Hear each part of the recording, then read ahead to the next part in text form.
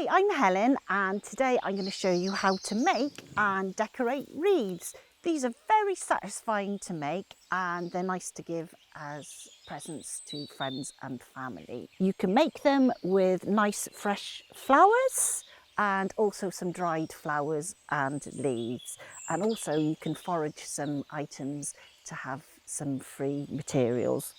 The tools you need for this are pruners, scissors, wire cutters, floristry wire and some string. There is a PDF document to go with this, so that can update you with any information you need. So I'm going to just start off by showing you how to make the circle of the wreath.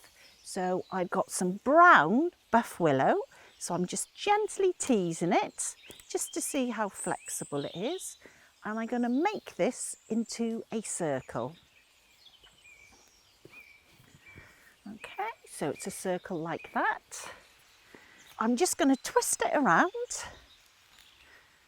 So the bigger you make it, the longer it will take to fill, or you either fill it with really big leaves and foliage. So you can tuck the end of the willow in like that. And just to make it a little bit more interesting, I'm going to use some of the white willow.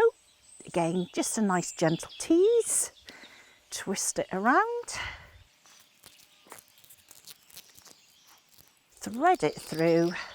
So this is really flexible and you can get a nice rhythm making this. So I think this is going to be improved with a bit of fresh found foliage. So I think we're going to go foraging in a minute. So I'm just going to tuck this in and you can just press it, squeeze it to get the shape you want. Okay, so let's go and find some fun materials. I'll take my pruners.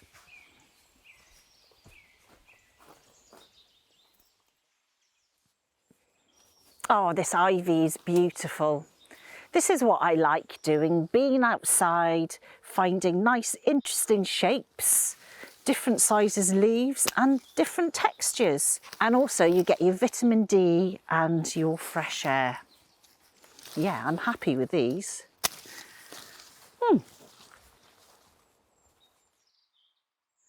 I think this looks like the right material to go with this ivy. So if you see, I think it looks more interesting when you've got materials of different shapes and sizes. You've got the nice big ivy leaf and these small little leaves here. Lovely.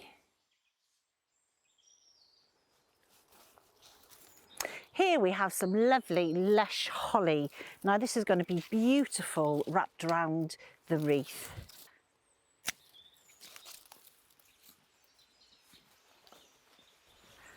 Oh, I'm quite satisfied with my finds. So I'm going to use this holly to wrap around my wreath. So I'm just going to clip these. I might reuse these later. I love working outside. It's so nice hearing the sounds of nature, having the vitamin D and the fresh air on my skin. So it's good to tease this, see how flexible it is, and I can start wrapping this around the wreath form. Okay, right, so I'm just going to trim that.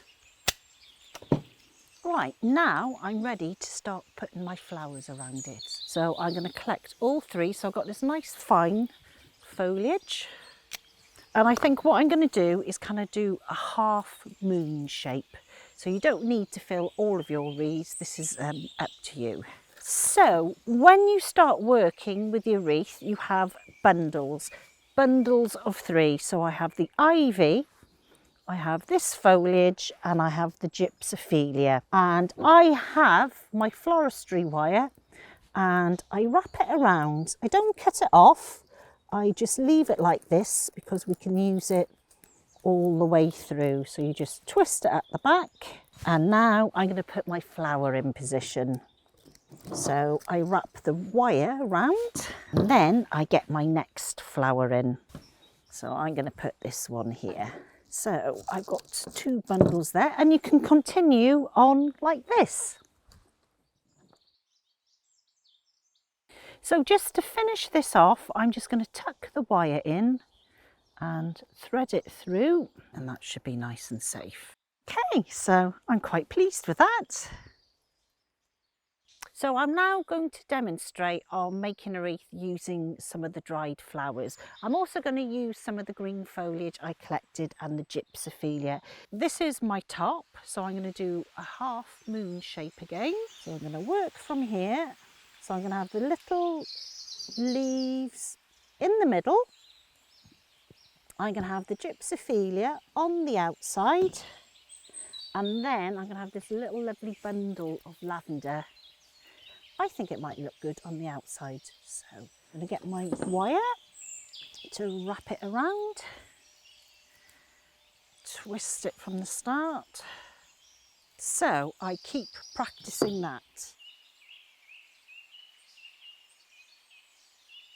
So here is my finished wreath. So this one is made with the lavender, the foraged greens and the gypsophilia. So you can see it's really quite easy to make. Whatever you put on the outside remains in the outside. So you can follow the colours of the lavender, the green and the gypsophilia. And this time I decided to hang it from the side just for a different look. So it's something that's very achievable and I hope you enjoy it.